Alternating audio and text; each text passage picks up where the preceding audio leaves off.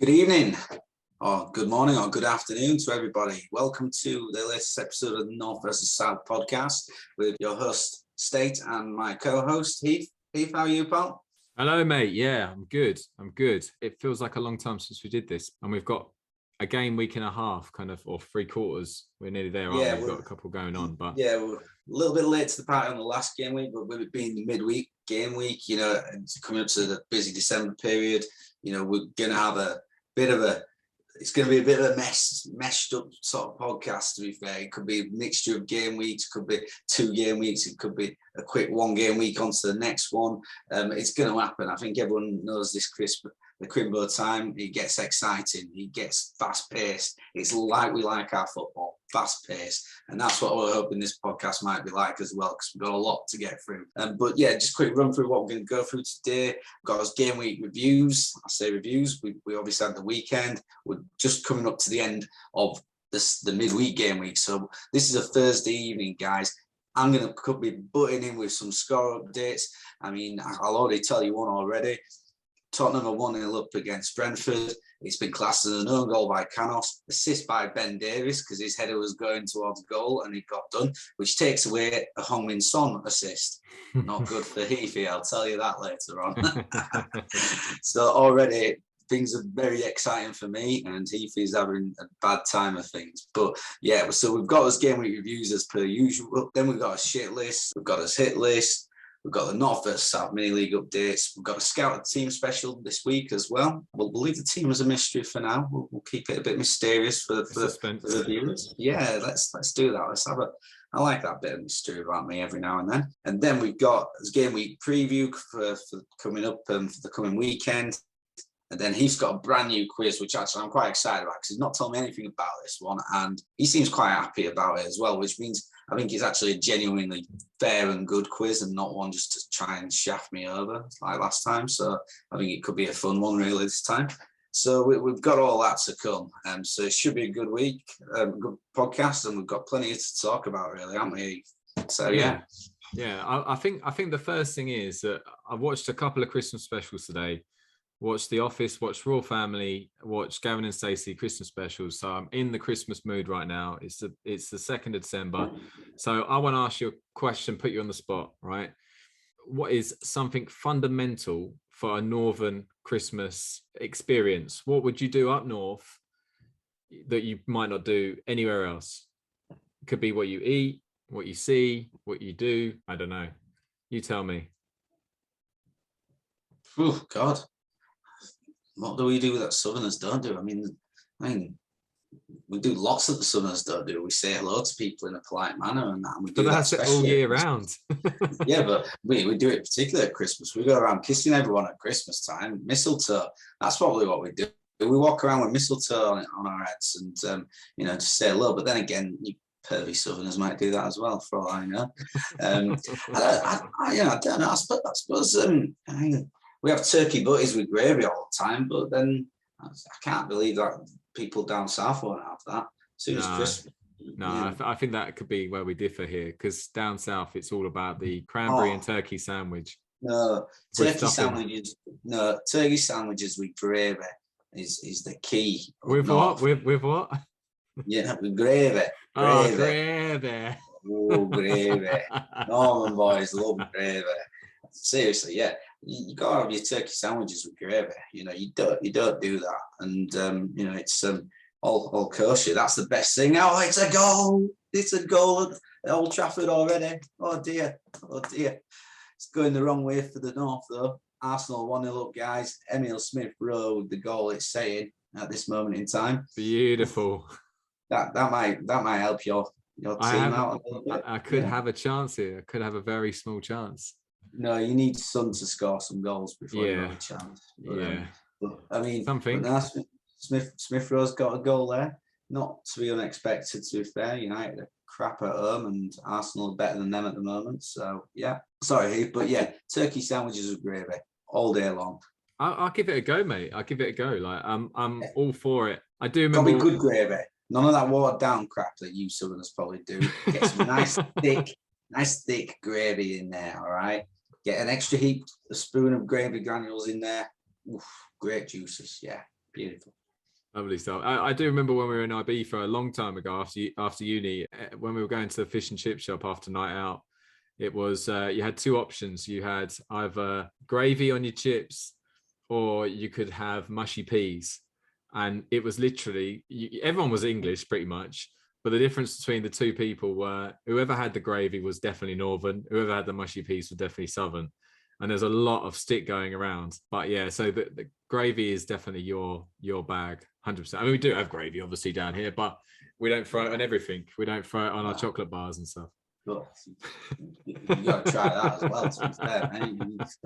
You got to try it all. Yeah, definitely. Yeah, well, like I said, don't knock anything until you try it. Do you have mulled wine up north? Yeah. You throw a shot of some nice spirit in there as well, maybe a whiskey or a Di Serrano or something like that. You throw a shot in that, you know, very, very nice. Go to the Christmas markets, do that, but can easily do your own in your garden on the fire pot, obviously, because we don't have electricity up north like you. So we get the wood out in the back garden. We strike some matches or rub sticks together to make a spark, and then we create a fire from there. This is the reason why State's so tired during a podcast, is that he's constantly getting the generator going as he's recording. Oh, it's tough times. I use my weekly supply of electricity on this podcast. My missus and kid, they have to suffer for this. The coins are just sitting on the side, right? You just had to exactly. It goes to 20p. Yeah, keep an eye on that meter. Hey, look, you're cold. Put another 5 layers on there. That's all I'll say. A 2.5-year-old says he's cold. I'm like, son, you get your duvet around your kids, and you'll be fine. That's how we roll. So what are we on with then this week? It's on you, Heath, I think. Let's see what we've got next. Yeah. So the game week review. We're going to try and get through this quickly because we've got, like I say, we've got a game week and 3 quarters to talk about. So I'll start with last week. My game week was 13. That is, yeah. So game week 13. Game week 13. So, and it was unlucky for me, unfortunately. Make your own luck in this game, Heath. Make your own luck, son. I was on Twitter and there was a lot of talk about the Liverpool game getting called off, and that good old thing karma came to bite me in the ass because I was getting really soaked up in that, and I was mocking State about how Salah could be out and all this kind of stuff. And then what happens? From nowhere, the Tottenham game's called off half an hour to go, which meant I lost Kane, Reguilon and Son. And unfortunately for me, I started Kieran Tierney as well. So that was 4 players not playing. Yeah, it meant that I only had 10 players playing this week. So no fault of my own. So I'm not too disappointed. These things happen. Maybe in a couple of months' time, Spurs will play Burnley and it will give me 1 extra game for my 3 Spurs players. So anyway, if I've still got them. But I'll start with Ramsdale. He got 7 points. He got me a clean sheet and he got 1 save bonus point. So, 1 extra save point. And that was a comfortable 2-0 win against Newcastle. Reece James, disappointed, to be honest, because, Chelsea were all over United and it didn't really look like United were going to get anything out of the game. It just looked like Chelsea were going to win it 1-2-0 comfortably. United didn't even look like scoring. And then terrible mistake by Jorginho, and Sancho cool as a cucumber, punishes Chelsea and punishes me because Reece James in the end turned out to be my captain because he was my vice, and just got me the 1 point because he got a yellow card, which obviously that leads to 2 because he's my captain. Real shame, because I could have done with the extra, if he hadn't got booked, I could have done with those extra points, really. Rudiger got me 2 points, same reason. Cucurella, who just brilliant, absolutely love the guy, got me clean sheet and 3 bonus points. I think Lampsey got everyone was talking about Lampsey after that game, but for me, Cucurella's the true champion because he's going to play most weeks, at least 60, 70 minutes. He might get you a clean sheet bonus like he did last week, and before he gets substituted and then they lose it because he's one of their better players. Anyway, I've got to crack on with this. I'm going off on one. All right. Conor Gallagher, 2 points. Rubbish. Moses Sissoko, 2 points. Brilliant, because that's all I ask for him. That's all I ask of him. Emil Smith-Rowe, 3 points, clean sheet, but wasn't too happy with that. But he's redeemed himself this week, so I'm not going to moan. Mason Mount was going to moan. He was on my shit list. He's been taken off my shit list. You're very lucky, Mason. But he got me the 1 point, only played 12 minutes. Then we go on to my strikers. So Antonio, 2 points, rubbish again from him. His form's just gone. And Ivan Toney, really good week. He got the winning goal against Everton. Happy with that. Just scored a penalty, but he got 3 bonus points, so he got me 9 points. Foster's now injured for a month, so he's a red. And yeah, obviously he didn't play. I mean, played Ramsdale over the top of him. And then, like I say, Kane, Reguilon, Son, and Tierney all didn't play. So 39 points, probably would be fairly happy because the average was 44. Given I've got only Southern players and 3 of my better players weren't able to play. But when State tells you what happens with him, you'll find out where I'll be more disappointed. So, State, do you want to do your game week 13 before we go on to the 14? Effing A, Cotton. That's what I'm saying about this game week. Brilliant. Effing A. That's how good it ended up being. When that Burnley Spurs game got called off, I was just jumping for joy. And seriously, I was, because I was still drunk from the night before, I think, as well. So, yeah. So I got 41 points in total, 2 more than Heath. And, oh, yeah, that's a game week win for me. Like I said, effing A. So my points came from a collective unit. 2 from Kasper Schmeichel, standard, rubbish. Leicester can't keep clean sheets. 2 from Ruben Diaz, Man City. Couldn't manage to keep a clean sheet against West Ham. 9 from Alexander Arnold from Trent. Brought him in, got a nice assist. Good work, Trent. Got a clean sheet. Good work, Trent. Connor Cody, 8 points from Wolves. Clean sheet, 2 bonus points. I told people to put Wolves players in a few weeks ago because they had a good run of games for clean sheets. They've been true to their word.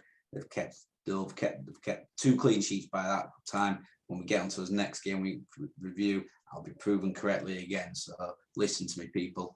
Cancelo, disappointing with 1 point. Then midfield, Andros Townsend, 1 point, poor, along with Everton. Samari from Leicester came in, 2 points. He was an automatic substitute because Cornet didn't play because Burnley was called off. Mo Salah, I captained him. He got 6 points, so he got me 12 points. He got an assist and obviously played 90 minutes and a clean sheet point bonus. So I'd have expected more from him in a 4-0 game, but it didn't matter in the end. Up front, Hwang, 2 points for Wolves. Jimenez, 2 points for Wolves. And Ronaldo, he got 1 point. 41 points in total. My bench didn't have out on it. Norris did play. Cornet didn't play. Holgate didn't play. Although 1 point from Damari Gray. But 41 points. Not a great week, really, to be fair. But when it comes to the head-to-head, doesn't have to be a great week. It just has to be a winning week. That's all that matters. And that's what we got there. That's what we got. And big money. And you can see why I was gutted about the James booking, because had he not got booked, it would have been a very different story, even with those players not playing for the cancellation. But is what it is. So game week 14, I'll run through that again quite quickly. Ramsdale's currently playing. He's just got obviously, we'll see how he gets on at the moment. I'm hoping he keeps a clean sheet. You never know, maybe some save points, some bonus points, because I need a lot of points at the moment. Yeah. Reguilon's playing at the moment. At the moment, he could be on for a clean sheet. Cucurella, I praised him too soon today. Just the 2 points. No, to be fair, playing West Ham a decent team, so he's just got the 2 points. So I can't be not too many issues with that. So I've got Reece James. He wasn't in the squad.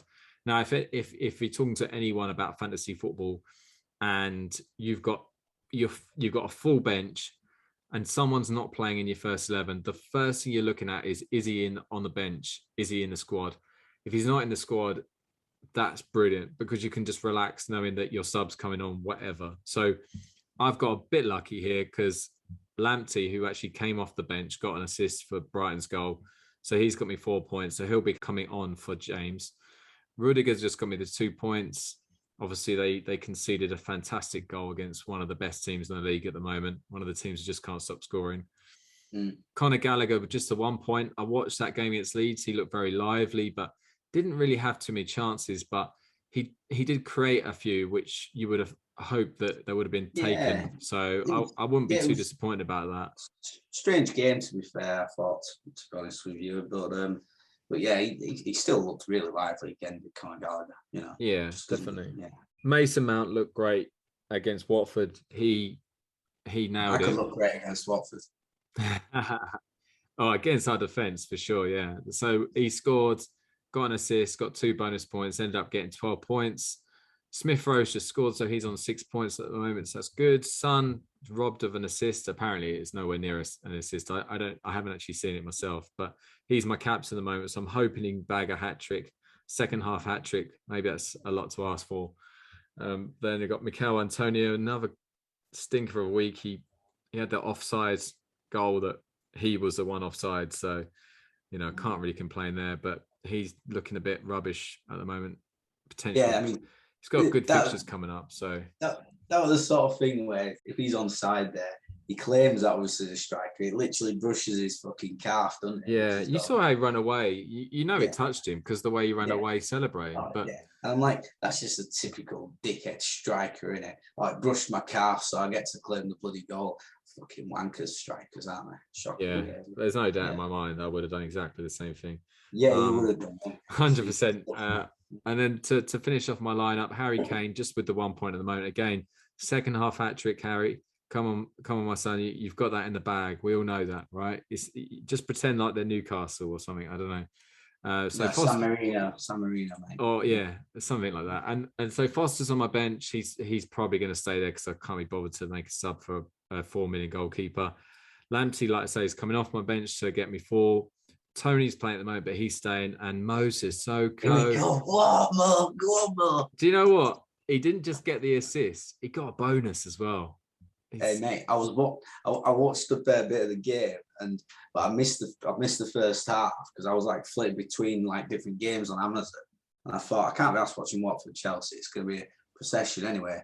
I went to the highlights at half time, and then I just saw Musa get the ball, pass it to Dennis, and Dennis bury it. And I'm like, go on, Musa, assist. And I was like, and I'm there thinking, this is brilliant because I knew he'd be a third sub as well. I was like, this is just perfect for me. Just loved it. Loved every minute of it. If you lose this game week by 4, 5, anything by like within 5 points, I'm just going to look at that and think that's the man. Brilliant. Yeah. At the same time, obviously, I'll be still very happy that he got that assist. I just always think to myself that, you know, when you're playing any of the teams at the top, you just kind of write them off, but they get involved. And at the moment, well, I'm sure we'll talk about him later, but Emmanuel Dennis is doing it at the moment. Scored against Chelsea, Leicester, and United, and you know, it's just the amount of goals we're scoring at the moment. But anyway, so at the moment I'm on 33 points, including my sub. It will probably go higher than that because obviously I've still got 2, 3, 4, 5 playing and my captain, so I'll probably get more than that really. But when State tells you his team at the moment, you'll realise why I'm not getting too excited. Of course not. I mean, why would you get too excited? You know, just I mean, before I say anything, I mean, fucking how great is it? We're gonna have a Premier League title race here with 3 teams going at it. It's awesome. I'm loving this. You know, as a neutral fan of football, you know, I support, you know, Rotherham United, so my team are doing great. But in the Premier League, couldn't give a diddly squat who wins it, barring Leeds United or Sheffield Wednesday we got back up to the promised land. I won't want them, but great to see a title race this season. Chelsea, City and Leicester, I think it could go all the way between those 3, and I hope it does. So that's just a little side note I want to sort of mention, because I was just thinking of watching their games and saw Liverpool, obviously quality yesterday, City first half quality and then dug in second half. Chelsea weren't at the best, but dug in and got the win, you know, against Watford, who were, you know, obviously, you know, battling hard and, you know, picking up points and, you know, making a good fight of life. So it's really good to see a good title race happening this year, to be fair, which is, yeah, definitely between the best 3 teams as well in the Premier League by a fair whack, I'd say. So, yeah, that's a good thing. On to my game week. Yeah, Doing all right so far, doing all right, and you'll know why. But actually, now I've got a few contributors. It's not just the Mo Salah team. Before any of you people say that, and even if you do, don't give a shit. Put the best player in there.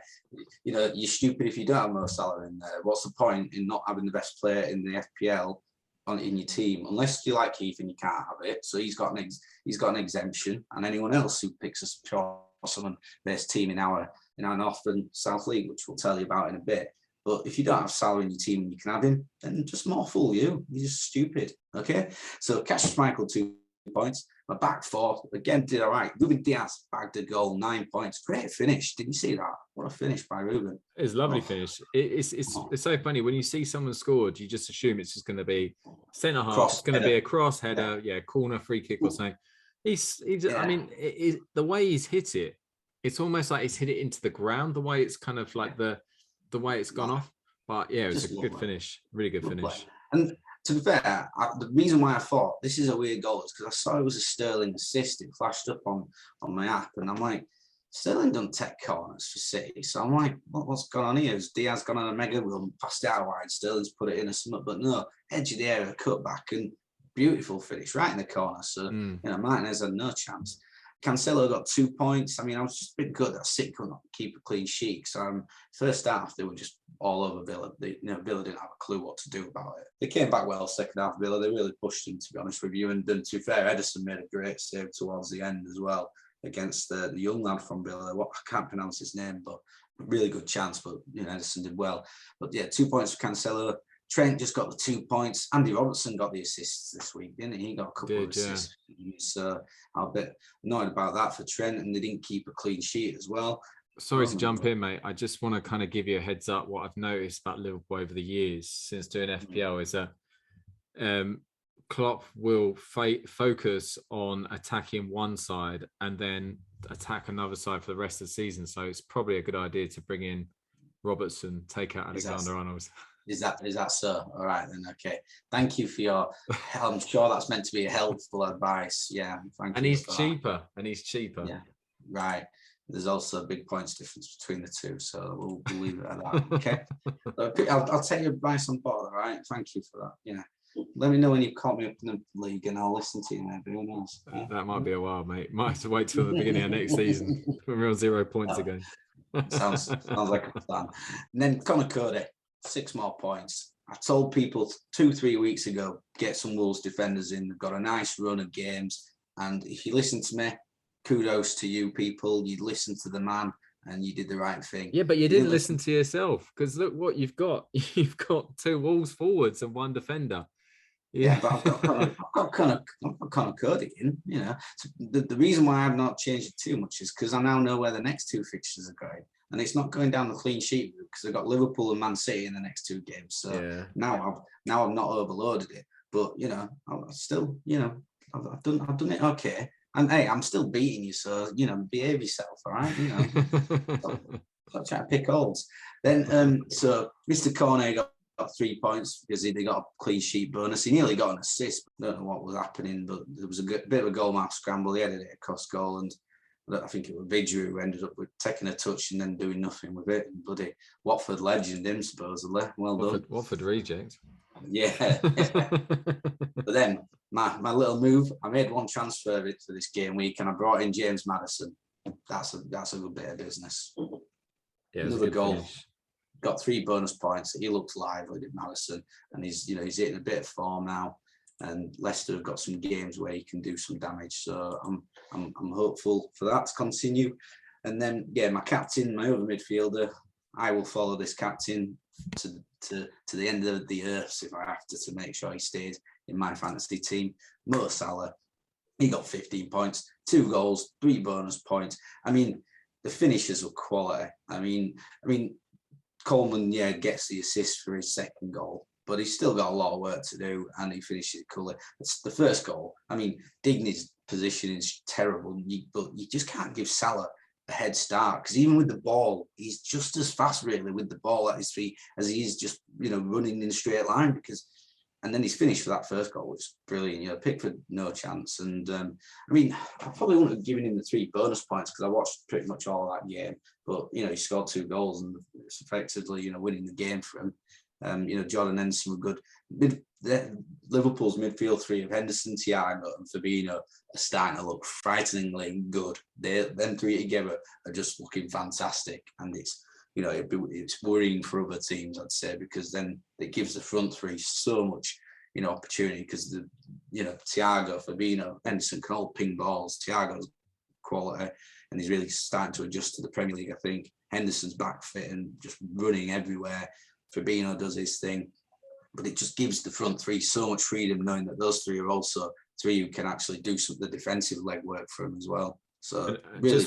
Just to cut in as well, sorry, mate, but we've got to mention Thiago's goal the other week. I mean, does it actually touch the ground? I don't think it actually touches the ground. I mean, it looks like it has to because of the trajectory of the ball. It kind of looks like it skims down and comes back up again. But I don't think it does. You know, honestly, guys, if you haven't seen it, a couple of angles you want to see it from behind the goal and behind him. It's a very unique goal. It's a kind of goal that.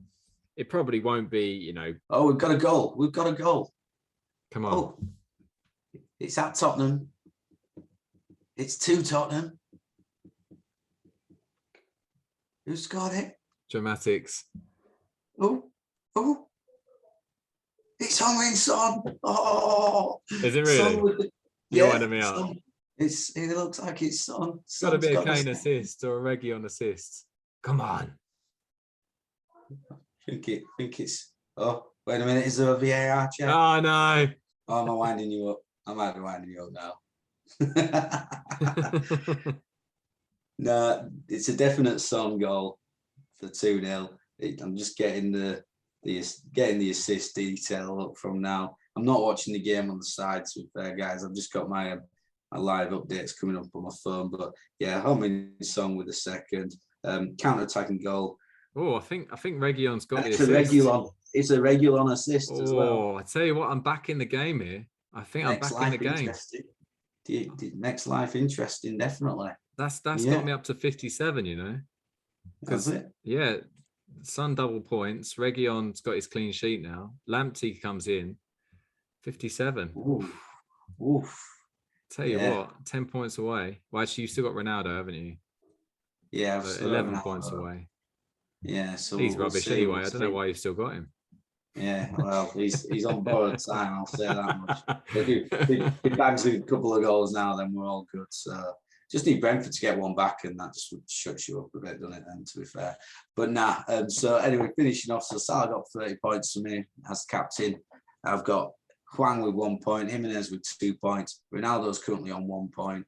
And then on the bench, Norris, no points. Samari, 1 point. Damari Gray with 6 points on my bench. I contemplated putting him in for Hwang, but I thought, no, I think with Everton poor form, I didn't fancy them getting even a goal, but he ran through and got a goal. So fair play to him. And Mason Hall going nil points. So yeah, you know, Salah's obviously pulled it out. I'm on 68 points, I think, stand.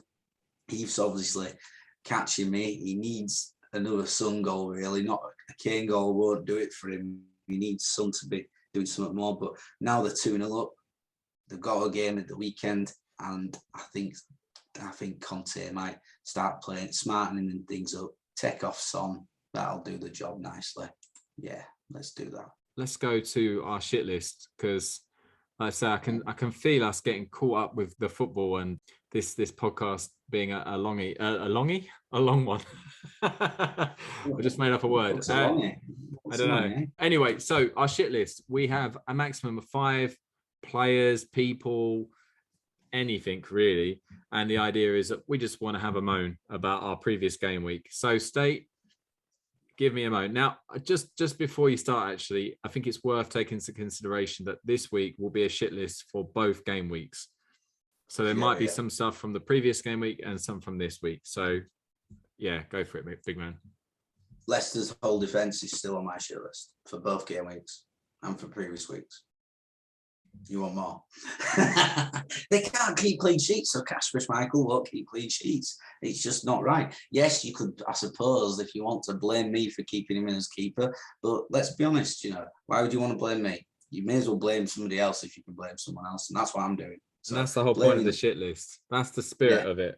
Exactly. So blaming him. Also, Cristiano Ronaldo, you're obviously not doing something right. You get dropped by Michael Carrick. Michael Carrick's dropping you.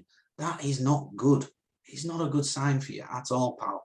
I mean, you're playing today, but you're doing that for you've scored since the first. You scored 3 goals in your first 2 games, and then you scored 1 goal since then, and you cost a lot of money. Now you're on borrowed time in my fantasy team, that's for sure, pal, and I'm sure you're on borrowed time in a lot of others. I mean, he's still picked by 26.9% of people at the moment, but I bet he's one of the fastest transferring out players rapidly at the moment. It's going downhill for him quickly at the moment. United aren't playing well, obviously, which doesn't help, but he needs to be the talisman. He needs to be pulling him out of the mire, and he's not doing that. Look at what Son and Kane have done for Spurs over the last 6 years, pretty much. Pull them out of the mire and kept them within touching distance of the top 4. I mean, even now they're still within the top 4. We've got a goal at Old Trafford. Bruno Fernandes, 1-1. Man United, Arsenal doesn't really have any implications. Just beat Smith Rowe, won't get a clean sheet point, pal. I think so. Ramsdale as well. He's lost his clean sheet. Oh, there you go. Never mind. That's a good thing. You hadn't had them points added on yet, though, to be fair, because it's only 45 minutes gone. So they've not been added, and they're not going to be added. They're definitely not going to be added. No, that's it. So Bruno goal. VAR.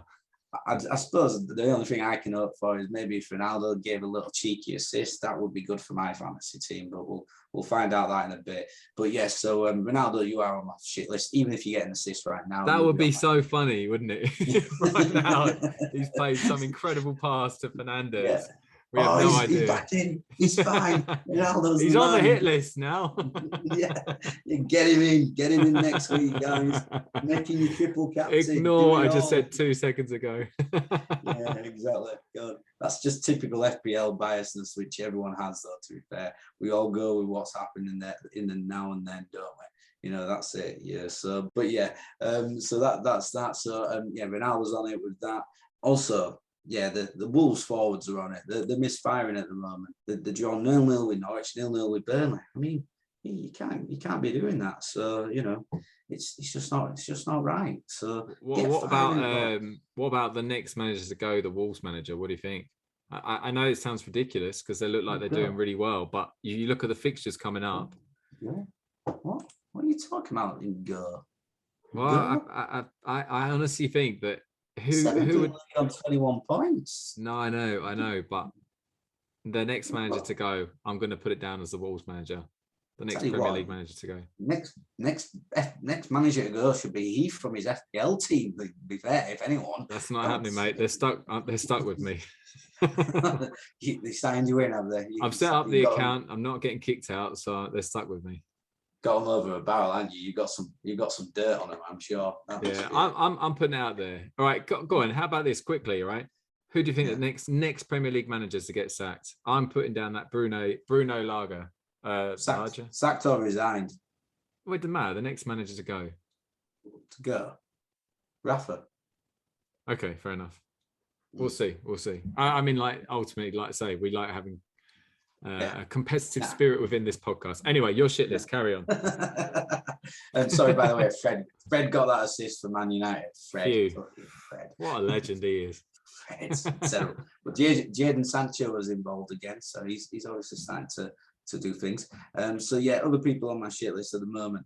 I've also got on my shit list none of the. I put the Wolves forwards on. That's one. So Leicester on there. Ronaldo's on there. So that's 4. So I've only got one left. Bloody hell, that's killed me. So the 5th person on my shit list is still you, Heath. You're still on my shit list. What? How? Justify it.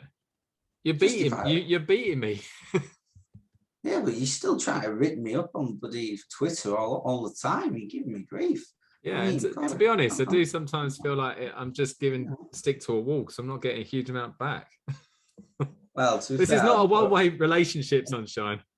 well, I'm glad you mentioned that, because if you remember last week's podcast where it was clearly a one-way relationship, i.e. me doing everything and you just bloody prattling around getting pissed all the time. You know, so I've still not forgiven you for that. And yeah, that's it. So yeah, no. It's an honor. It's an honor. I like to know who that person who just missed out on the shit list because of me was. I didn't have anyone else on it, so yeah. I don't count for two. You know, I'm not that big. But that's my shit list. Who have you got on yours, mate? Okay, so the first one, I hate to be predictable, but let's be honest. The most obvious thing that's going to be on my shit list this week is going to be the weather, the terrible weather that really did fuck me over with Spurs, and to be honest, it great. The snow up north, mate. The snow up north was brilliant. We didn't get anything down here all afternoon. Yeah, we didn't get anything down here, which I think makes it more depressing, because you get all these other people around the country kind of getting all excited about it, and we've got rain, drizzle. That's standard. That's what we get at Christmas that you don't up north. We get snow. Interesting weather. We get drizzle down here. Maybe a little bit of frost, maybe a little bit of ice, but that's about it.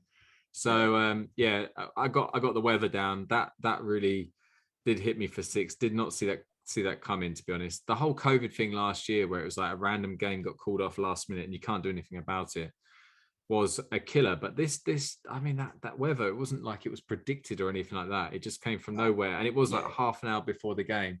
So it was what it was. So the weather is on my shit list for the Spurs game. Obviously, if they'd have played, I probably would have won the week. The next person on my shit list is Kieran Clark. If you're a Newcastle fan right now, you're nodding your head with appreciation, because that guy cost them. I mean, it was a sluggish tackle, but Pookie was in on goal and he pulls him back, gets himself sent off. And that's that, 9 minutes, that's it for Newcastle. They did obviously have an element of spirit about them, and Norwich did look woeful up until the point they actually got their goal. But, that was massive for Newcastle, and it's going to be an interesting January for them. They've really given themselves a lot to do. Still not won a game, which is just unbelievable. And I'm already getting tired of the Eddie Howe excuses that I forgot all about when he was at Bournemouth. The whole kind of us against the world nonsense. It's already frustrated me already. So yeah, Kieran Clark's on there. Mikel Antonio, I don't know, has he run out of steam? I don't know what's happened. His form was top class. Like, he was pushing some of the best players in the league in FPL at the beginning of the season, and now he's kind of not even pushing Christian Benteke. So yeah, I'm gonna give Mikel Antonio a chance. I'm gonna give him a handful of games because I absolutely love him in fantasy football. He's brilliant, but their fixtures were fairly difficult. To be fair, they had Man City recently. Brighton aren't exactly an easy team to play against. They're very good. So I'll give him a little bit more time, but I think maybe a couple more game weeks and then he's a goner. And talking to Christian Benteke, I made the fundamental mistake of putting him on my hit list last week. And what did he do? Again, proved me wrong, basically. I had a free header, back post, virtually an open goal, not quite an open goal. Gallagher cross, Benteke's got to be putting that away against a relegation rival in Leeds, and puts it wide, misses a sitter, and he's now been transferred from my hit list to my shit list. Good work, Christian. Well done, mate. And Harry Kane, at the moment, no return in 4, maybe even 5 after tonight. Just absolute shit, really. That's all I'm going to say about him. I don't think I need to say any more. He's obviously too focused about where he's going to go in January. And yeah, he's done nothing, which I understand. Don't get me wrong, but it's more for me for him still being my team. But every fixture that comes about at the moment, Burnley away, Brentford at home, you're thinking, Kane's got to score in that one. He's got to score in that one. So that's the reason why I still in. Norwich at home next week as well. Exactly. So he's going nowhere. So you can see why I've got him in my team and Son. So yeah, it is what it is. So that's my shit list. And yeah, it's a bitter one this week because still pretty gutted about last week. Although I still have a chance this week, which I didn't think I would have done before we started recording. So fingers crossed. Your chances slowly fading away at the moment. But I mean, I suppose the one thing you got is bonus Son points. If Son gets you 3 bonus points, he gets you another 6 points. It makes it pretty close. Yeah. If Region gets a bonus point, makes it very close. Region's at the moment on course for free, but it looks like Royale and Dyer's on there for the next set of bonus points. Son's then coming up after that, but I need him to get something else really. Yeah, because it's Son who you need to get the bonus point. Smith Rowe's on for a couple of bonus points as well, to be fair. And so Ramsdale's has got me a goalkeeper save point, I think. So you might have half a chance here. Then. Yeah, maybe. Who knows? Could be tight. I'll be gutted if it gets tight. But yeah. Let's just see. Yeah, let's see. Let's just see about that. Plenty of time left in it all. So good shit with Steve. I liked it. A lot going for it. And it leads us nicely onto some hit lists, which you can tell us about your hit list. So just for the hit list, guys, who do we think you should be looking at? Who's on the hit list? Who's the people who are firing? Who you should be looking at? Why should you be looking at? What are the sort of big plus points for going down that route? So yeah, Heath, who's on the hit list for you at the moment, do you think? Okay, so I'm going to start with a couple of players that are long shots at the moment. I'm going to end with players on form. So I'll start with Nuno Tavares at Arsenal, their left back, 4.3 million. I think he probably could be due a price rise if he continues playing the way he is. I know he hasn't got a clean sheet tonight, but the fact is he has been looking pretty decent, and he's only 4.3 million. He's cheaper than Livramento, for instance. So if you're looking for a cheap defender, he might not be a bad shout. The only thing is, all of the people that I'm going to say on this hit list, barring one or two, you have to take it with a pinch of salt that there could be rotation in this busy period. So don't, have a go at me if they get rotated. But I do think that Nuno Tavares is an interesting one, because I really genuinely thought that Kieran Tierney was back for the Newcastle game. He was definitely going to play. But Arteta's stuck with Tavares, and fair play to him, because he got the clean sheet, played well, one of the better players on the pitch by the sounds of it. And he's playing tonight against United again. So he's still in the team now.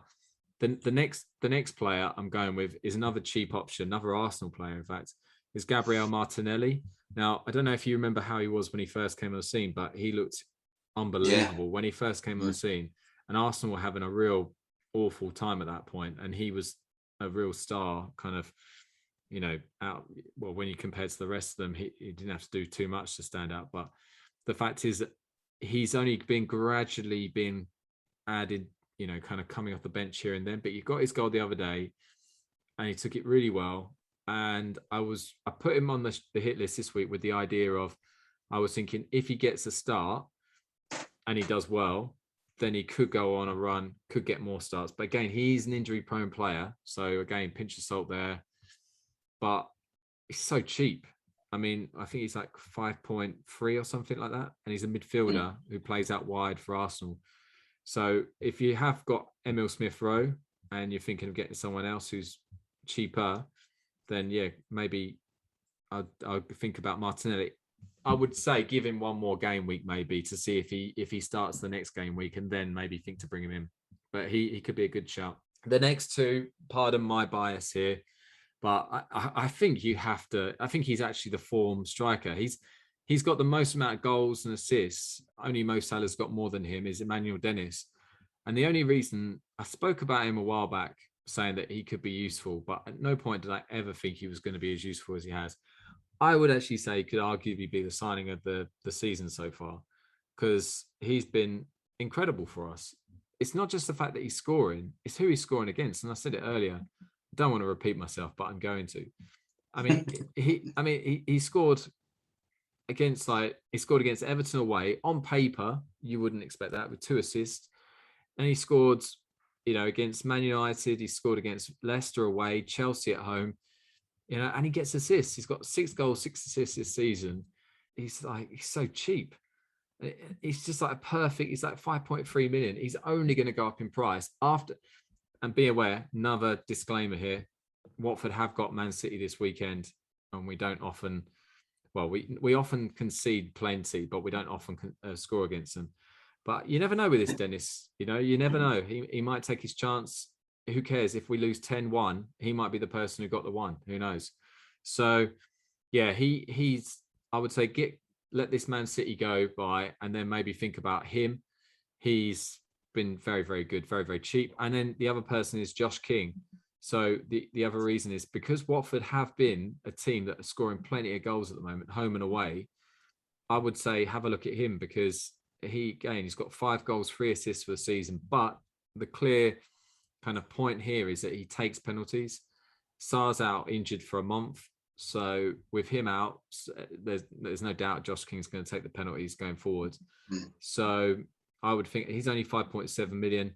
So I probably, if I was just a neutral and I'm looking at players to get after this City game, I would think to get one of those two, probably not both, obviously that's a bit too much, but get one of them because Ranieri's got him playing attacking football. It's very exciting to watch, to be fair. It's been a while since we've had anything like that at Watford, to be honest. So I would recommend those two, like I say, after this game week coming up.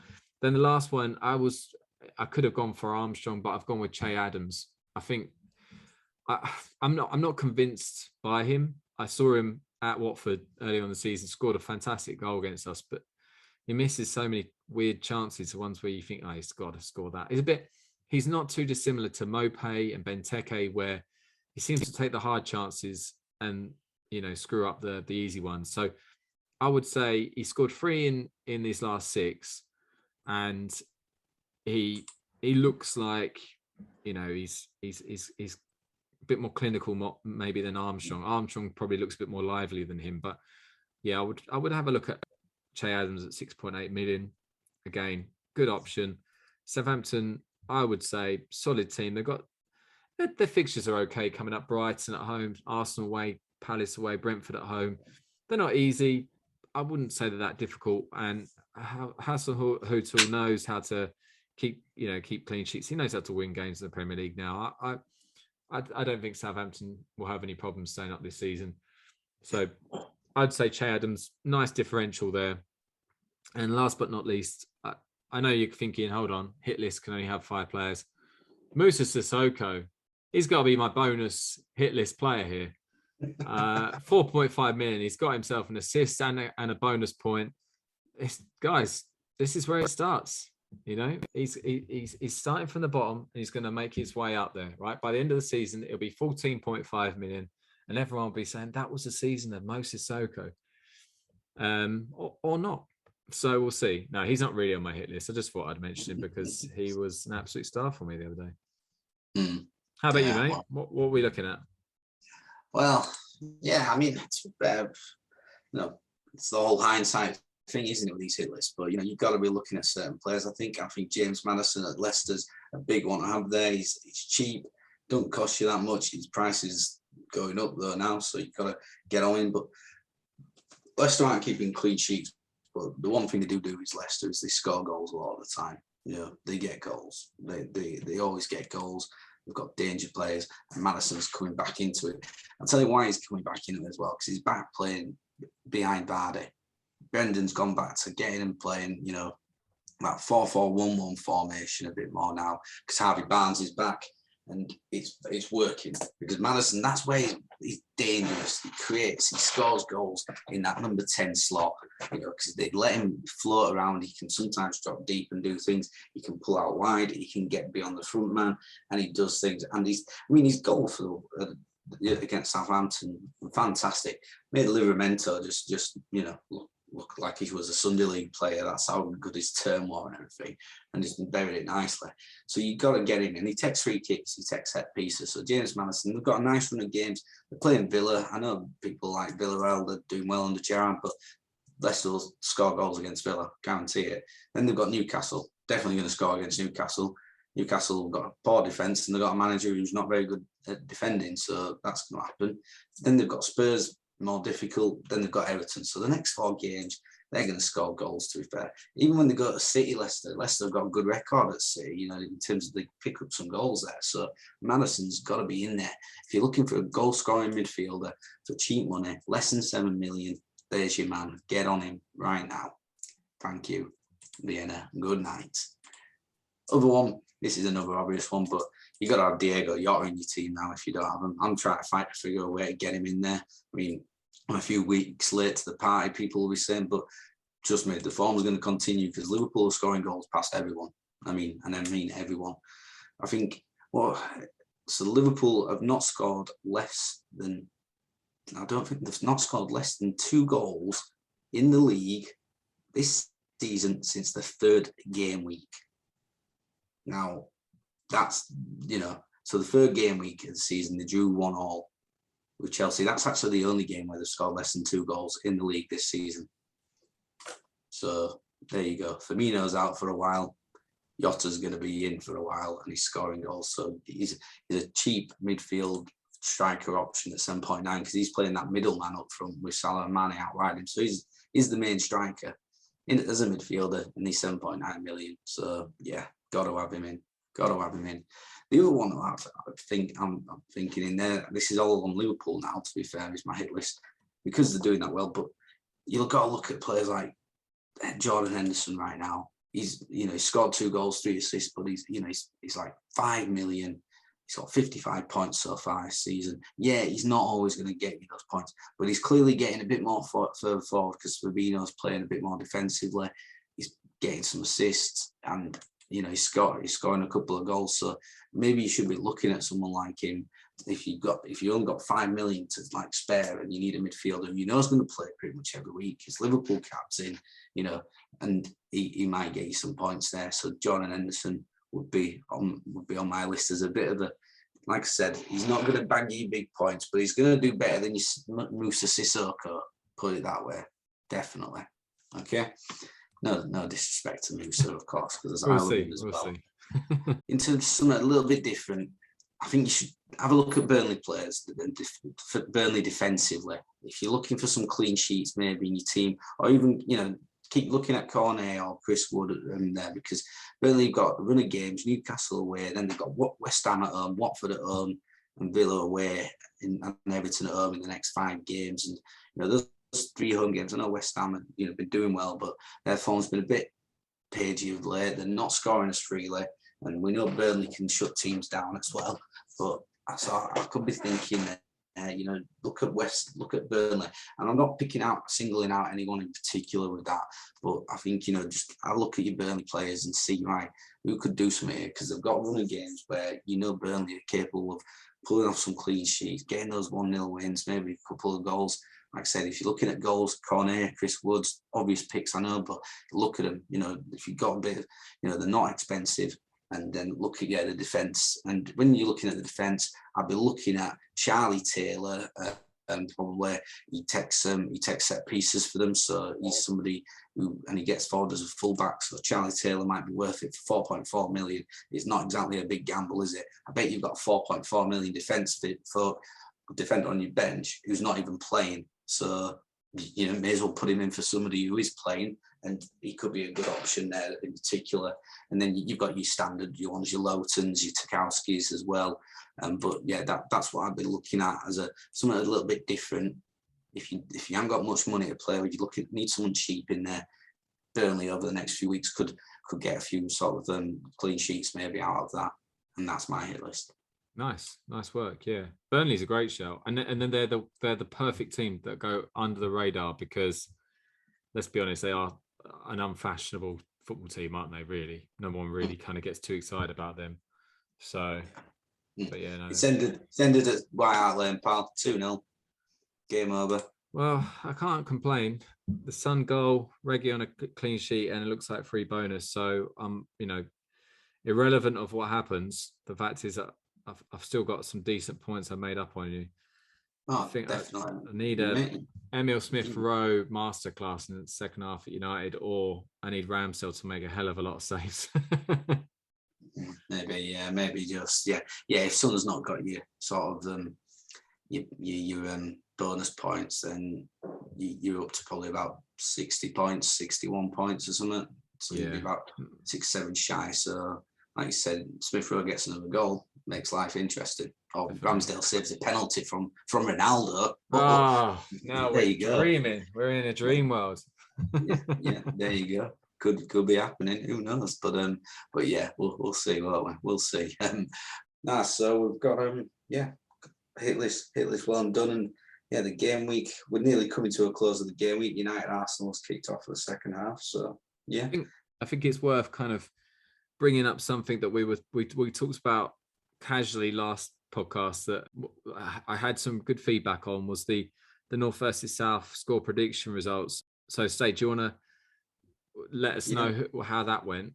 Some success for the South, at least. Yeah, well, yeah. So the fixture results. So just to remind you, so on last week's podcast, me and Heath decided to look at the North versus South games for predicting sort of games and just to see what we thought of it and who would get the better of the other. So we had Arsenal Newcastle. We both went for Arsenal. Both got that one right. Liverpool Southampton. We both went Liverpool. Got that one right. Brighton Leeds. Heath went for Brighton. I actually went for Leeds 0-0. So neither of us got that right. So after 3 games, 2 points each. Then on the Sunday we had Brentford Everton. Heath went Brentford, I went Everton. Brentford won, so Heath went 3-2 up. Leicester Watford, I went Leicester 3-3. Heath went Leicester, went against his own team, so he should be docked a point for that. Correctly. Yeah, you may have been correct, but that's just Judas behaviour. We don't like that. This is not what we're about in this podcast, okay? He got it right, but he likes to sacrifice his own team for him looking good. That's his choice. I'm a realist. Yeah, that's a different word to what I would call it, but yeah.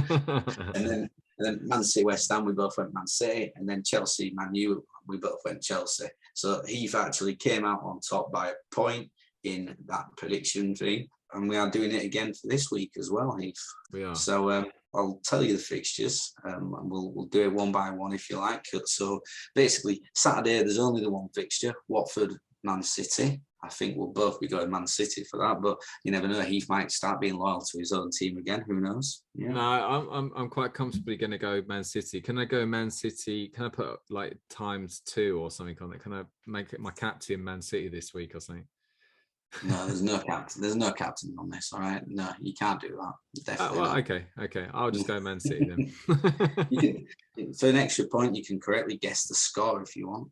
No, I won't do that because I don't want to make myself even more embarrassed. What's the score in the FA Cup that time when you played them? The FA Cup final that we got to. Good question. Yeah, that's the one. Yeah. No, we played well. They were incredible. Men against boys. Yeah, so I'll go Man City. Okay, right. So on to the Sunday, Leeds versus Brentford. It's difficult. At Ellen Road. Yeah, do you know what? I'll go Leeds. I'm going for a draw there. Yeah, so put you down for Leeds, me for the draw. And then we've got Man U Palace. Yeah, I'll go United. Oof.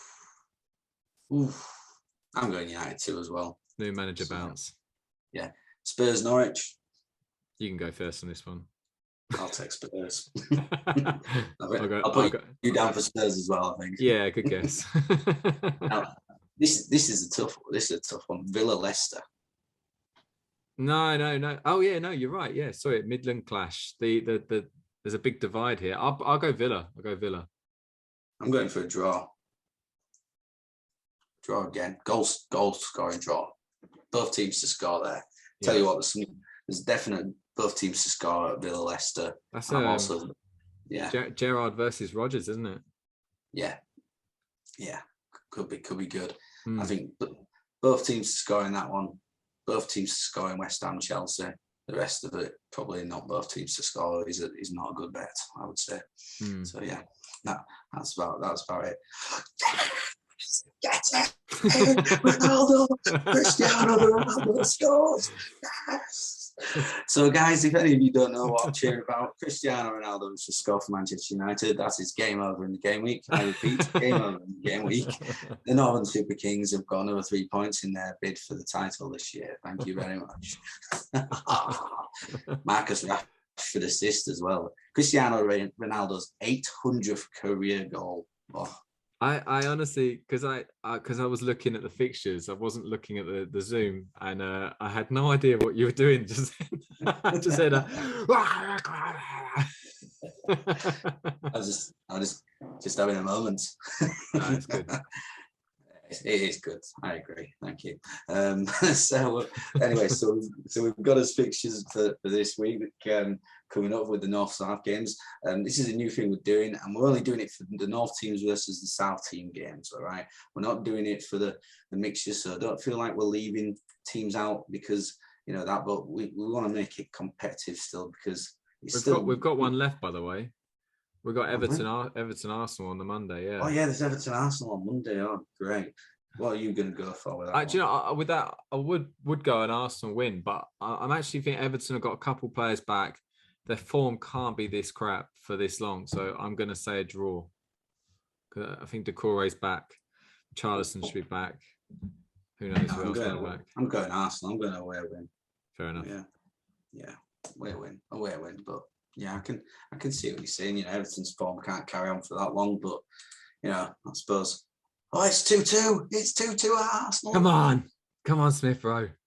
No, it's Martin Odegaard with the goal. Oh, you bastard. Well, but Ramsdale assist. Well, I don't know who's got the assist, but you need more than a Ramsdale assist, I think, mate. But yeah. I'll find out who got the assist for you, but it sounds like it's a cracker on there, to be honest with you. An absolute we should be watching that. Let's stop doing this bloody podcast. Yeah. Oh, it's a Martinelli assist, I think. Martinelli, well, yes, it is. Martinelli cuts it back for Odegaard, and I tell you what, you called Martinelli even before it's happened, guys. So get on him. That's why I do this. That's why I do this podcast. Yeah, that's exactly it. I can see into the future. That's his first hit list that's come off all season, guys. Go for it quickly. All right, please. Yeah. Sorry if that's harsh. Never mind. That's okay. But that leads us then on to, so we're on to the North versus South League. See what's happening there. We're not quite at the end of the month because this game week still classed as November, I believe. So we'll find out the manager of the month in next week's one. But Heath, give us an update. What's happening in the league, please? Yeah, okay, so we've got the top of the table. We've still got John Rogerson with Betty Swallocks FC. I had the pleasure of saying hello to him on Twitter the other day, which was an honour. He's storming it at the moment. He's smashing it. Yeah, he's taking his good lead now. Then we've got four, coming all very tight between them. We've got Jason Bye with Expected to Lose, who's he's had a decent week so far this week, but still quite far off the top. Mike Matthews, first time we've mentioned him this season with MM. He's only a few points behind Jason. Warbones and Summit Deer, they're both on 8-3-1 at the moment. And then, mate, you're right up there. You're in 6th place. You're not far from contending with these guys who are going for Europe at the moment. You've gone above our man Brad Utteridge, who's had an absolute nightmare recently. 4 hours a tie now. In your face, Utteridge. In your face. And I'm looking at the league table at the moment, but I am actually quite. I'm in 13th place, but I got a feeling that I might be going maybe up a place or two, maybe up because of what's happened. You'll just be closing it up. Right? Yeah. Okay. Sorry, I'll be closing it, but yeah, not doing that too great. And then at the bottom of the league, we've got a big. First of all, I want to point out. Essex Tykes Pavlos Lossi, who was on 4 points up until today. He's got Smith Rowe as captain, so he's actually got himself out of a bit of trouble there. But Sam Diamond, bottom of the league, he's currently on 19 points. Oh God, there's so many reds, oranges in this team and yellows that it's ridiculous. Got to question what he's doing with his team, if anything, at the moment. Haven't we? Have we got someone who's given up hope? Maybe it looks like it, but I tell you who didn't give up hope, even though he's been bottom of the league for an absolute year now, is El Badger Poopers, who Souček got him some points this week. We had Matt Loudson got him some points. Salah obviously still got him with Richarlison captain, so he got an assist there. So he is absolutely laughing with those, and I'm sure. He's got some points to come in actually, because I think he's got Has he got someone on his bench? Yeah. Cancelo on his bench to come in from Marquez. Yeah. Well, good lad. He's not giving up though. At the moment, you're the highest scorer, mate. 72 at the moment. That's pretty impressive, given you can only pick Northern players. So, yeah. No, overall, is the league is still very, very interesting. The good thing about the top and the bottom is that obviously there's a bit of a gap between first and second, but like, as you can see, it can change very quickly. I would be very, very impressed, big man, if you're going for top spot in this league, given you can only pick Northern players. But you're not far. I mean, you've got a long way to go, but you might even be pushing second place by the end of this game week. So Finaldo can get another goal, maybe. Exactly. Yeah. But we'll see. But thanks again, guys, for sticking with this. It's been a lot of fun, and like I say, there's a lot of things we would normally kind of probably dissect each individual team a bit more, but we've got so much to do this week, so we got crack on. When you think about this podcast, you think, all right, I want to learn something. Well, we probably haven't been as good in recent weeks because we've had so much going on, but this week we're going to give you something. State is going to give you a scouted team. This team is hopefully it's going to enlighten you into thinking maybe I'll be picking some of these players. So State, and just to remind you, when we pick the scouted teams, we want to kind of make it a little bit easy to kind of like understand, make it very specific. So we've got 5 different categories. We've got good from afar, far from good, which is a good player but a low scorer, like FPL scorer. We've got a differential, which is a underestimated big point scorer. We've got a newcomer, so someone who's new to the league you might not be aware of. A set piece extraordinaire, basically who takes the free kicks, corners and penalties. And captain fantastic, so someone who's a consistent scorer that you wouldn't be afraid if they were playing against one of the lower teams at home and you know all the games were called off because of COVID or for snow or something like that, and you have one game to pick. You had to pick this team. You had to pick a captain. Who would you go for? So, State, who's the team? And give us the knowledge. Well, I've been scouting this team for the last 3 weeks. It's Norwich City again, which I think we scouted them early on in the season, but they were doing terrible then, and they've had a new manager and everything, so I thought, well, it's worth having a look at. What's Dean Smith going to make these guys do to make him potentially be someone you might be worth considering? Now, I'm not saying go out and pick up 3 Norwich City players to come in your side, but I'm thinking, look, you know what you're going to have when you look at that. If you're going to take a Norwich player in your team, they're going to be cheap. You haven't got a single player who costs you more than 5.9 million. Okay, so you're not spending big money on them. Okay. That's the first thing to think about when it comes to it. They've also been on a decent run, a couple of wins, a couple of draws. They've got Spurs next away, not an easy game with Conte. They've got Man U at home, then they've got Villa at home, West Ham. They've got teams which, they're all tough games in the Premier League for Norwich. Don't get me wrong, but Dean Smith's come on board, and what's he done straight away? He's tried shoring them up at the back, which that's what you do when you got a team that's fighting relegation. Try and stop them, making them harder to concede goal, for other teams to score against. And that's what he's already done in his few games that he's been there, made him tougher to score against. Okay, so that's what he's doing, and I think those are things that you're going to look into when you're looking at these teams, but especially when you're fighting relegation.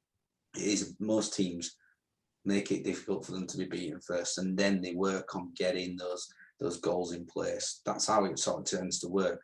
So so what I've done is looked at sort of different players. I mean, in terms of the first one, good from afar but far from good. So good player but low scorer. I mean, Norwich basically have one lad who's head and shoulder. Well, he's not head and shoulders because there's one other lad as well, but he's out injured now. But there's one guy who's absolute quality. I saw him against Newcastle in the game the other night, and really good. Billy Gilmore on loan from Chelsea. He's a fantastic footballer, no doubt in it. Really top quality.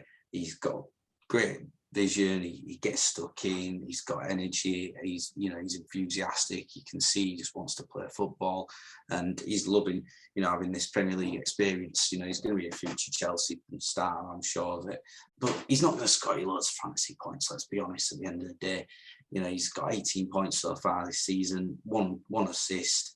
He's played in 3, 4, 5, 6, 7 games so far. I know he was injured for a little while, but he's back playing for them now. He'll play every week probably. But he's not going to score you loads of fantasy points, I'm afraid, guys. But he's great to watch. Great football to watch. If you're learning how to play football as a young lad, he's not a bad example to go against, to be fair. So he's the one who's, good from afar, far from good, all day long, Billy Gilmore. But yeah, like I said, he's not a bad guy to watch, if truth be told. Very, very happy for him to look at. So that's Billy Gilmore. The next one, differential underestimated big point scorer. It's difficult really with Norwich to say there's a differential big point scorer, but you've got to be looking probably as a goalkeeper. Tim Krul, I would say, he's always going to be their number one because he's a very good goalkeeper. He's extremely good in that, in fact. He's also got a good record for saving penalties as well, if people remember. So I'd always be thinking, if Norwich concede a penalty, he's one of the keepers in the Premier League. I would fancy a chance of saving it more often, potentially, because he's good at that. And like I said, Dean Smith's shoring up the defence. He's already shown that. Yeah, they've got tough games coming up, but they're all tough games when you're struggling at the bottom. Every team you're either playing against is either high up and doing something or chasing that last European conference spot now, or in the relegation battles. They're all tough games, but they've been picking up wins. They've been picking up some clean sheets, looking better at the back. So Tim Krul could be that differential person if you pick that right run of games for him to maybe get into. I wouldn't necessarily think the Spurs game in the next game for that, but Man United are bit inconsistent these days. Villa, yeah, they've started well under Gerrard, but that honeymoon period will end soon enough. West Ham have been flaky. Arsenal could get flaky again, and then you've got other teams coming up. So I'd always be thinking, yeah, that could be something that could just work a little bit different for you if you were thinking of making a change there. It is a gamble, but I think any Norwich player is a gamble. But there you go, 4.5 million for a keeper. He's not doing terrible, to be fair. He's Tim Krul. And worst case scenario, he's going to get you some save points because they're going to have plenty of action against him. That's for sure. Okay. He was unlucky with a penalty against Wilson as well because he got a good hand on that. Just not enough, unfortunately. So yeah. So look at him there. In terms of like set pieces and stuff, there sort of set piece extraordinaire. Well, Matthias Norman was taken until he got injured. He was taking free kicks for them. He was doing that stuff. I mean, Pukki still is down as the penalty taker for them, if truth be told, but I don't think they've had a penalty yet this season at the moment. But yeah, Norman was taking free kicks. Billy Gilmore put a few crosses in. I'd look at the lad Max Aarons. I think he seems to take some corners and some free kicks for them. He's got a good ball in as the lad, to be fair. So he could be someone to look at, but it's a little bit difficult at the moment with the injury thing. But Pukki sort of takes your penalties, so I'll be looking there. And then yeah, Gilmore's been in around some of the free kicks, but they didn't get any shooting free kicks there. But before he got injured, Matthias Norman was on the free kicks, but at the moment they're unclear about when he'll be back fit. So again, it's going to be something that I wouldn't probably be focusing on much set piece takers away from maybe a penalty taker for Norwich, which will be Timo Pukki. Your newcomer, new player to the league, it would have been Matthias Norman for me because very good footballer, a lot of quality in the games I've seen him play. I really liked him as a footballer, and he was starting to get into the groove a bit for them. But again, was he someone who might have been a bit more good from afar, far from good? But the other options, again, he's not, I suppose, new to the league necessarily because he's played a couple of seasons ago, but he's a lot more mature since then. And it's Max Aarons, the fullback. He gets forward. I fancy him for a move to a better club next season because I think he's a really good, promising right back, and he could, get into a fair few mid-table teams. I think, in a lot of teams, he'd improve their teams at right back. I'm sure he'd improve, the likes of Watford as a fullback personally. I think he'd be good for, Burnley. He'd be good at Southampton. Maybe not Southampton with Livramento come through, but Leeds, Everton. Seamus Coleman's getting on now. Get someone like him coming on. I think he could be a really good player for the future. But I think I'm going to sort of class him as a bit of a newcomer this year. And then man, it's still teaming up Pookie. If you're going to go for him, he's scoring a few goals now. Blair. If Norwich are going to stay up, he's the one who's got to score goals for when they get chances, and he's done it the last sort of 3 or 4 games. And it's what he did a few seasons ago. He started off well, then he faded, and Norwich faded. He's now picking up goals, and it's coinciding with Norwich, getting some points. So you can't go anywhere different from Timo Pukki. If you want a captain from Norwich, he'll take the penalties, like I've said, and he's their main man scoring the goals. He's finished against Newcastle the other night. Great strike. Left foot volley. Beautiful finish. And talking of finishes, mate, it's finished. It's our head-to-head's game over. Ronaldo scored a penalty. Ronaldo. Oh, it's game over. Bonus points to Ronaldo. Looks like it's over. He's it does give you chances. Yeah. It does, and he has gone from your shit list to your hit list. Like we were talking about earlier. Yeah, he has. Yeah, he definitely has 2 goals. Yeah, just when you need him to do something. Just as it's the old Michael Corleone in The Godfather Part 3. Just as I'm looking to get back out, he pulls me back in. Yeah. Pulls me back in just like that. Oh dear! Great impersonation.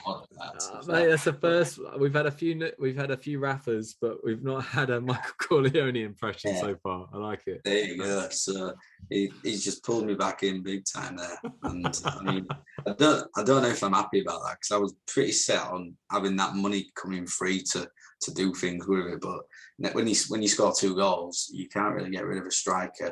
They're going to have the new manager effect, and let's be honest, they've got Palace, Norwich, Brentford, Brighton, Newcastle, Burnley, Wolves, Villa, West Ham in the next 7 or 8 game weeks. So it's United have got a good run of fixtures coming up, which probably might smell time to.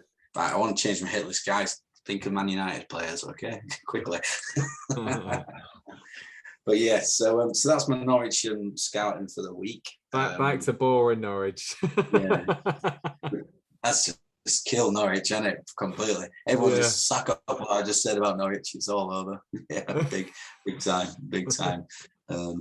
So never mind. But well done, Cristiano. You just ruined it. You're back on my shit list because you just ruined my scouting in Norwich. Well done. What a dickhead.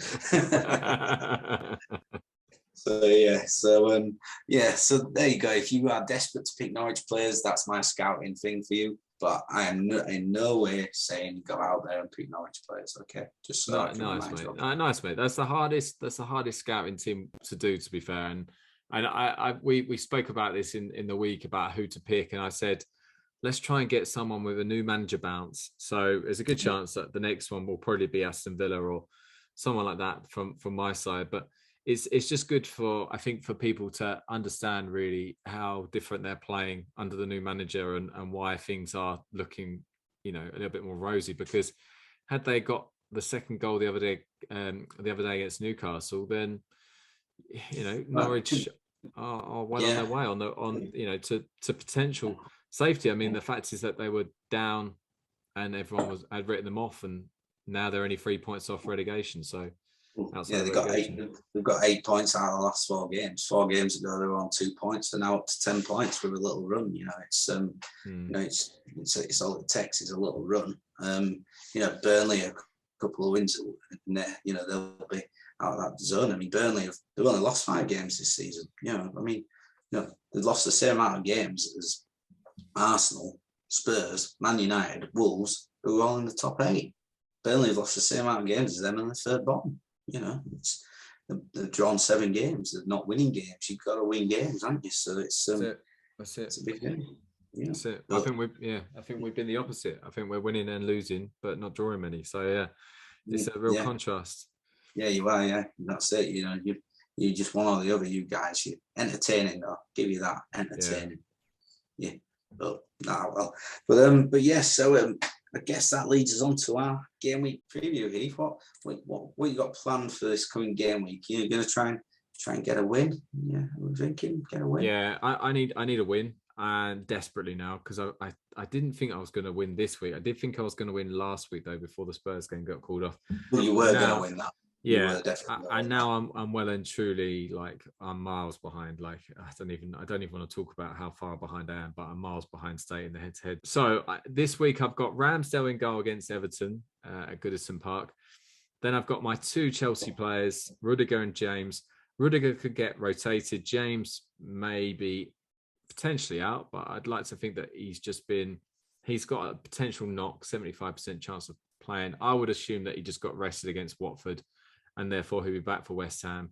And Rudiger has a chance that he might get rotated because he's been playing quite a lot recently. So hope he doesn't, but yeah, I've got those two. Shalabar's pretty much out though. Yeah, I heard he's got an injury, hasn't he? But yeah, I don't know. That's a shame because he's been doing really well. But yeah, so I've got two Chelsea defenders, and then I've got my two Brighton fullbacks or wingbacks in Cucurella and Lamptey. Now, Lamptey I had to be careful with because he did get rested the other day against West Ham, but I would assume that he should start against Southampton. Cucurella, I assume, will start as well.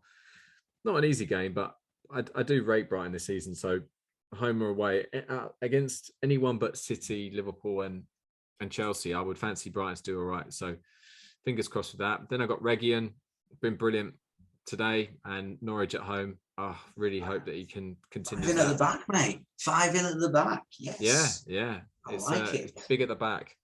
I'm going to go with Mason Mount with West Ham away. He was brilliant against Watford. I'd like to think again that he will maybe hopefully kick on from that Watford result and continue this run. He's been a bit stop and start recently, so I'm hoping he holds on to his place in the team.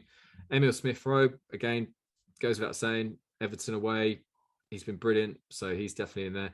Son's going to be my captain again, Norwich at home, because I can't risk Kane, but Kane's still going to be in there with Norwich at home. And my only player I'm not too sure about is Ivan Toney. They've got Leeds away.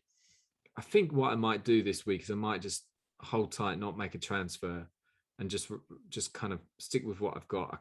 There probably are other fixtures out there, really, but yeah, there's not really anything else I can kind of get too excited about. So I'm just going to stick with what I've got. So yeah, that's my team. And like I say, Son as captain. And my bench, obviously an injured Foster, Mikel Antonio. That's probably a bit risky. Chelsea. He's the one who may come in for Tony, I guess. Conor Gallagher, I'm going to put him on the bench. Man United away, because I just have a thing about this new manager coming in. I imagine United will be a bit stronger in the next few games. Could be wrong. I don't know, but we'll see. And then Sissoko, my third sub. Man City at home. Prove me wrong, Mo. Prove me wrong. What have you got, buddy? Well, I'm thinking I'm going to run my transfer over this week because, to be fair, I'm not sort of. I mean, I've not got any money in the bank, and the thing I want to do.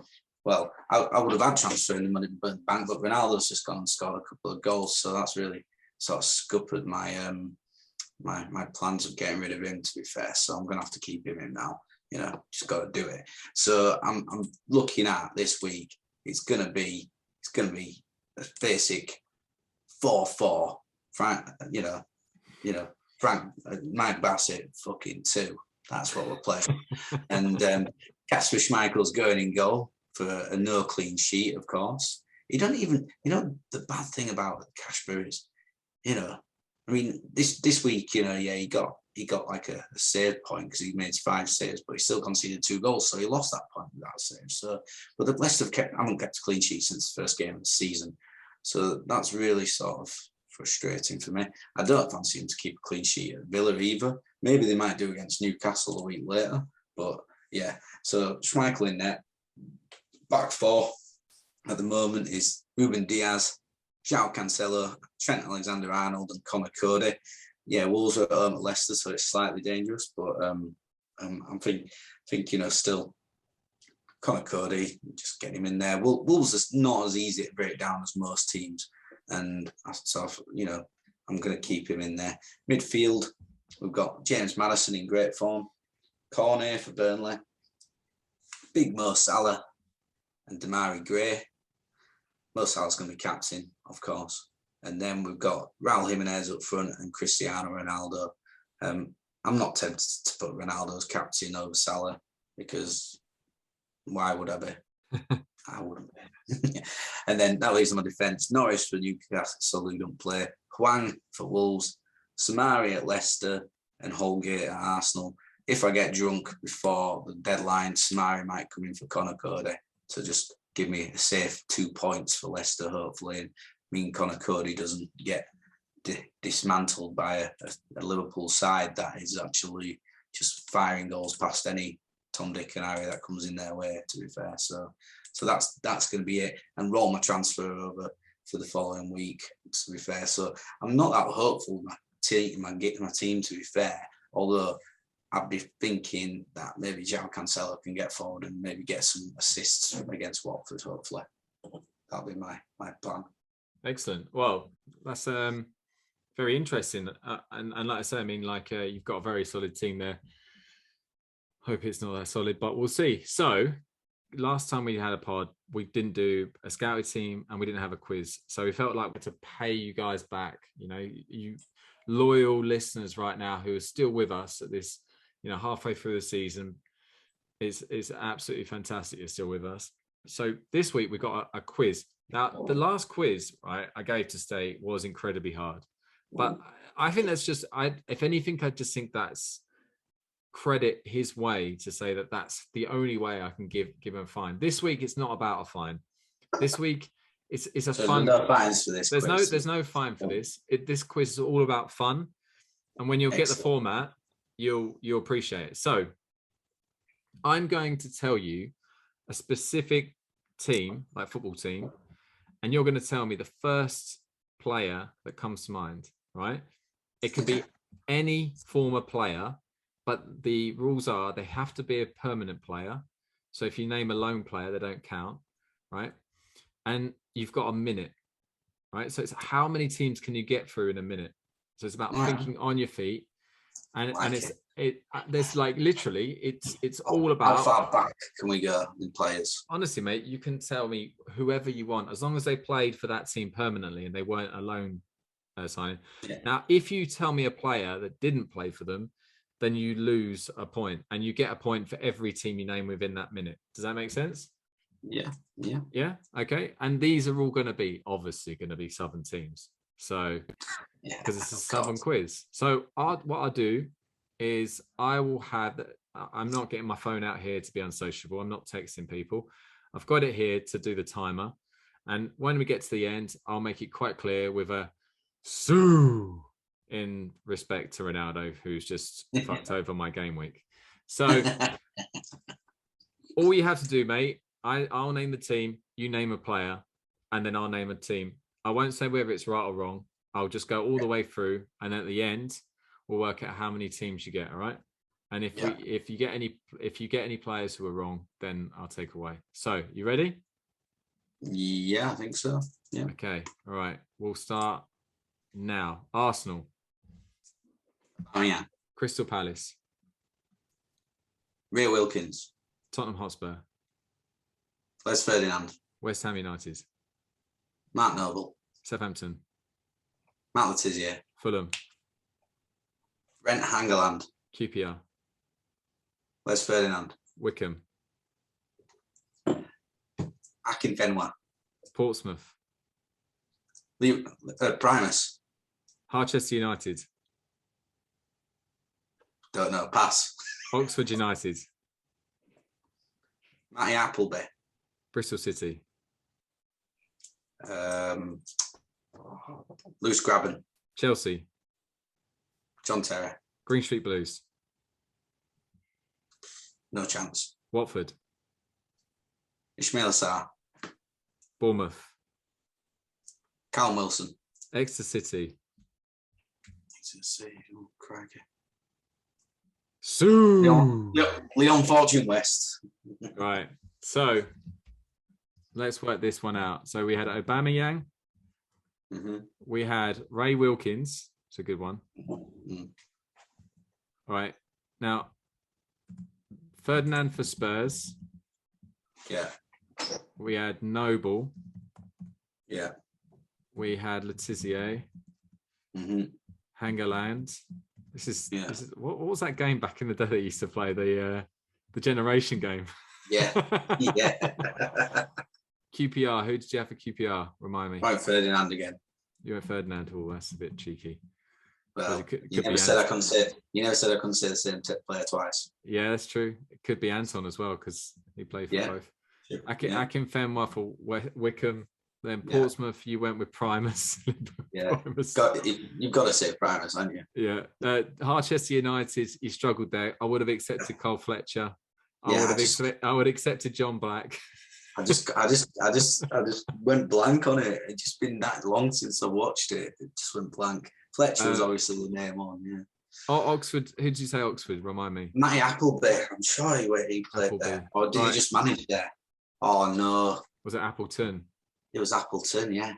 Did he actually play for them? No, but he managed them. That's where I got it from. All right, yeah. Okay. Well, Bristol City, who did you go for? Remind me. Lewis Grabban. Has Grabban been there? Well, you can't change it. I mean, I can always look back at this. No, he's not been there. Okay. Chelsea, remind me. Chelsea. John Terry. Terry, yeah.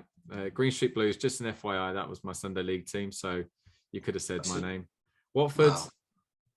Ismail Sarr. Sarr, yeah, of course. Bournemouth. Could have gone Grabban with that one. Wilson, yeah. And Exeter, I'll give you that last one. Exeter, who was it? Taylor. Leon Fortune West, I went for. Fortune West. I'm sure he played for. Well, we had him at Rotherham. Oh no, we didn't. No, he didn't play at Exeter. We got him from bloody Brentford. Wankers. You got 9. Well. But it's a good attempt. It's a good attempt, and to be honest, I hope you enjoyed that because I did. Yeah, good. I thought that was something quite unique, and there's none of this kind of like trying to shaft people over. Exactly. And I like I like you did so in your Sunday League team, yeah. and a fictitious team in Manchester United. For any Dream Team fans out there, I should have got the Harchester one. I mean, I used to watch that as a youngling. So yeah. Oh. Nice. I'm gonna have to watch some of them tonight now. It's a good effort, mate. It's a good effort, and like I say, no fines at all for that, even though it didn't get installed things. But it's fine. Yeah, that'll annoy me a little bit, to be fair, because I probably should have done. Yeah, never mind. Yeah, good quiz, mate. Liked it. A lot there to like.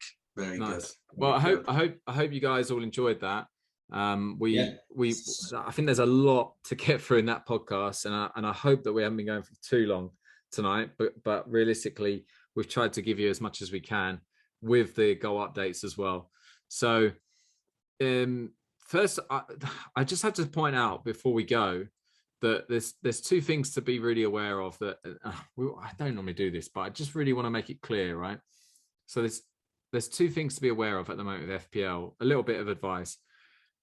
African Cup of Nations coming up 9th of January. You still got 8 game weeks though between now and 9th of January. So there's a lot of football to be played, but just be aware of African Cup of Nations, right? That's going to affect a few teams. We've already mentioned that, but that comes up 9th of January.